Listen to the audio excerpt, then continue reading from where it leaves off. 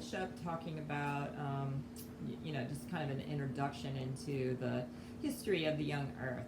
And so we were finishing up in the last lecture about eukaryote life and how it might have come about by, at least partially, by the swallowing by endocytosis of some prokaryotes inside other prokaryotes, creating a symbiotic relationship.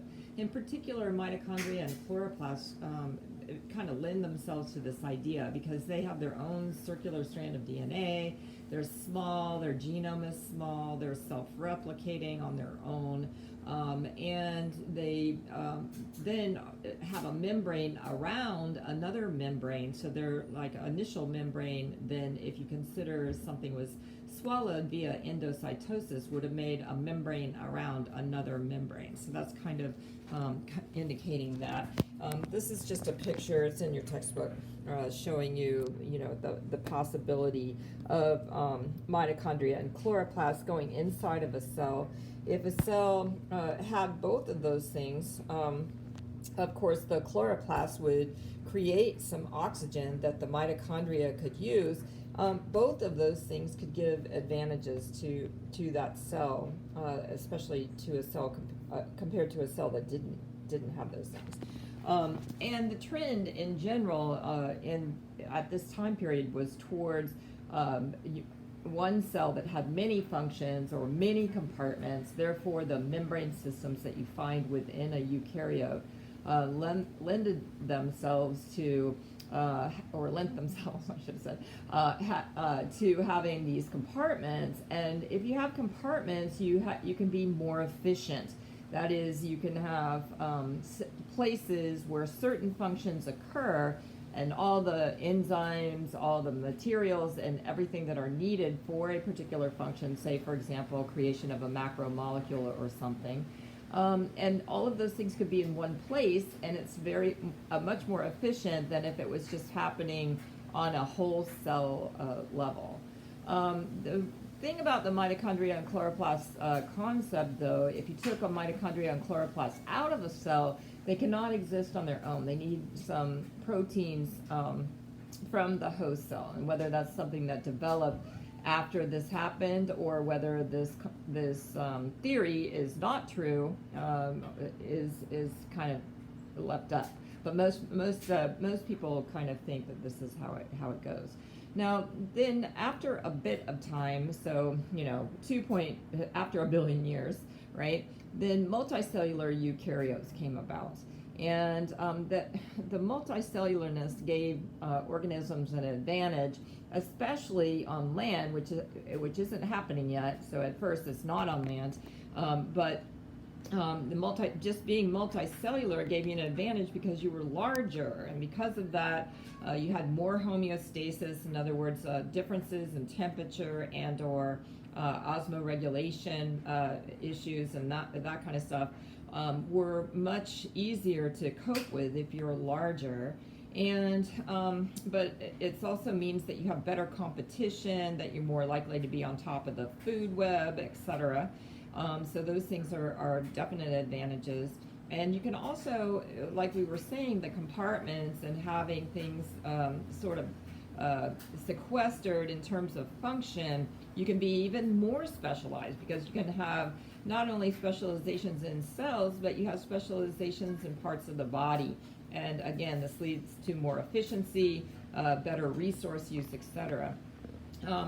Some disadvantages are, of course, if you're larger, you need more resources, so you have to be able to get them, and that means you also have to have coordination of your different parts, your body systems, and so forth. And you also need to be able to get around to get those resources and or grow larger so that you are out competing something else for those resources. And both of those things are kind of costly in terms of time and energy, kind of bringing about some more evolutionary trends. And we'll talk more about that as we go through the diversity of organisms. All right, so about 500 million years ago, right, that's when organisms moved on land. So it was a long time that things were mostly in the water.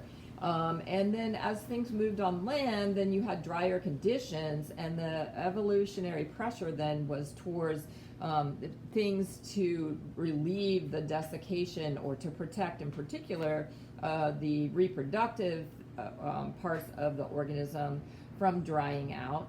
And also it brought about some special features in terms of growing and that kind of stuff, and we'll talk about those again as we go through the different animal groups.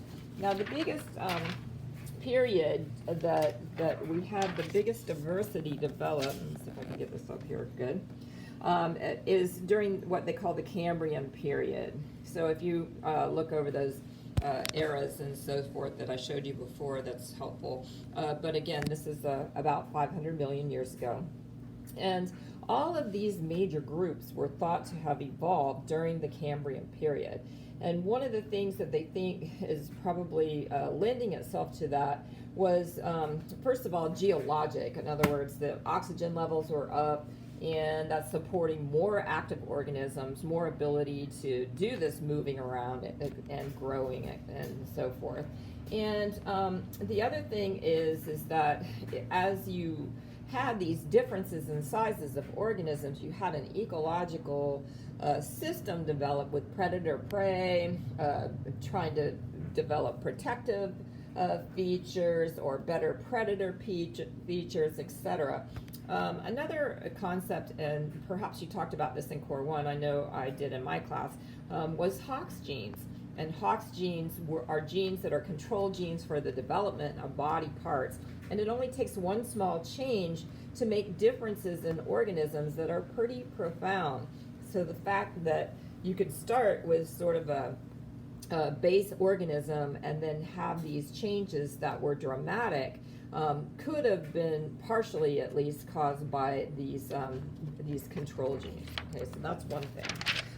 The other thing is, I just wanted to put this up here because this is, again, look at it in your textbook. This is just showing you kind of when things are coming about. And this kind of timeline, this is just indicating in terms of an evolutionary tree, it's kind of indicating time along the line and when things came about. So what kinds of features had to develop in order to have these different kinds of organisms. So again, this is going to be a trend of something that we're going to be talking about as we go through these animal groups. And one last thing that I wanted to mention, and this is just talking about, like, if you look over time, of course there have been some mass extinction events, and some people say we're heading into another one. And these mass extinction events always ended up with many organisms developing through or after that. So in this case, this is like, the Cambrian period, or the beginning of that. Diversity levels went up. This is the number of families went way up. And then we had another mass extinction. This was the dinosaur one, or I'm sorry, no, it's not. Anyway, another mass extinction here, and after that was when the dinosaurs and so forth evolved many kinds of plants and so forth. And, a lot of these mini extinctions throughout time. And every time afterwards, you get more and more species. But in general, the number or the diversity has gone up as organisms have moved from water onto land. I mean, in water, there's lots of diversity, and land was like a new place. And so things could have evolved, and this is just over time from the beginning of Earth's history until the end, or not the end, but until now.